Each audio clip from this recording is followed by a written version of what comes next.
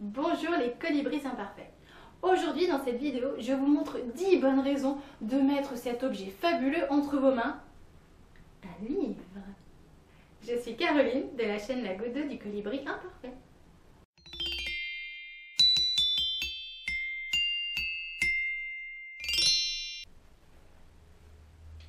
Je vous vois venir, vous allez me dire que la lecture, ce n'est pas pour vous, que vous n'avez pas le temps et surtout que vous n'aimez pas lire. Eh bien, raison de plus pour regarder cette vidéo et découvrir 10 bonnes raisons de mettre le livre entre vos mains. C'est parti, raison numéro 1. En cas de canicule, le livre est indispensable pour vous ventiler. Très utile pour vous cacher ou espionner les gens.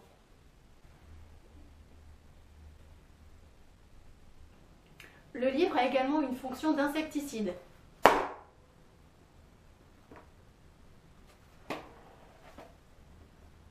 Le livre est aussi un excellent moyen de se divertir.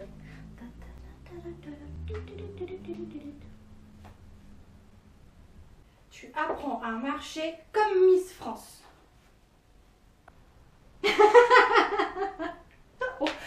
Le livre sert également à se cultiver.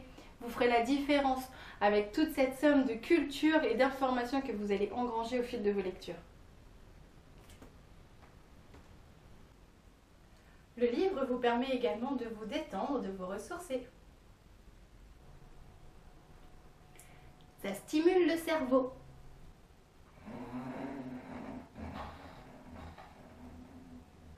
Vous l'aurez compris, le livre a 1001 utilités, principalement celle de vous détendre, de vous cultiver et de faire de vous une personne encore meilleure. Pour renouer avec la lecture, il vous suffit peut-être de trouver le livre, celui qui va vous passionner, celui que vous ne pourrez pas refermer tant que vous ne l'aurez pas terminé. Choisissez en fonction de vos centres d'inspiration. Par exemple, vous ne me verrez jamais traîner dans les rayons histoire et politique parce que ça ne m'intéresse absolument pas.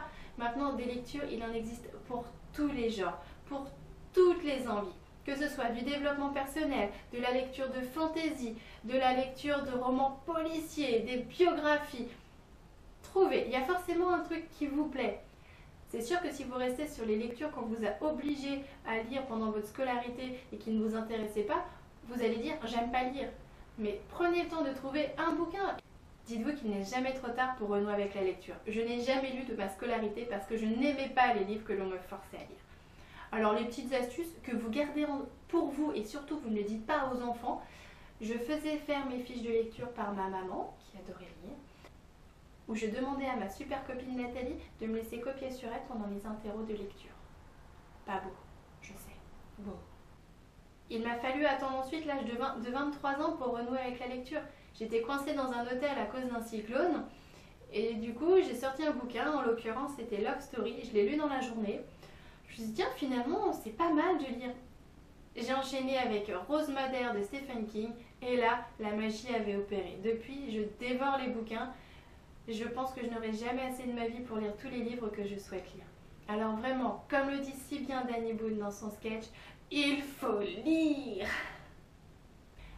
Alors je vous vois venir encore une fois, vous allez me dire « Ouais, mais les livres ça coûte cher ».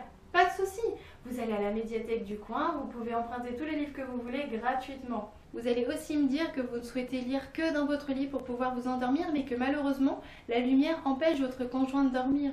Oh, quelle excuse! J'ai un argument infaillible. Tadam! La liseuse. Bon, je sais, elle est déchargée, je trouve plus le câble depuis mon déménagement. Avec une liseuse, promis, vous ne dérangerez personne. C'est testé et approuvé. Et l'avantage également de cet objet, c'est que là-dedans, vous pouvez cumuler un nombre incalculable de livres. Quant à l'argument « je n'ai pas le temps de lire », celui-ci, vous pouvez d'ores et déjà l'oublier. On peut lire n'importe où, n'importe quand, n'importe comment, même si c'est par tranche de 5 minutes. Aujourd'hui, avec votre smartphone, vous pouvez vous rendre sur tous les sites de téléchargement de bouquins. Et puis, un livre de poche, ça prend pas beaucoup de place. Alors, mesdames, un peu plus de bazar dans notre sac à main, franchement, on ne voit pas la différence. Comme ça, que vous soyez dans les transports en commun, dans une file d'attente, eh bien, vous pouvez lire. Que ce soit aux toilettes, pendant que le repas est en train de cuire, pendant que vous attendez aussi que vos enfants se décident à faire ce que vous avez demandé. Enfin bref, vous pouvez toujours lire, vous trouverez toujours du temps. Finalement, le meilleur moyen de vous dégager du temps, c'est de dégager votre télé.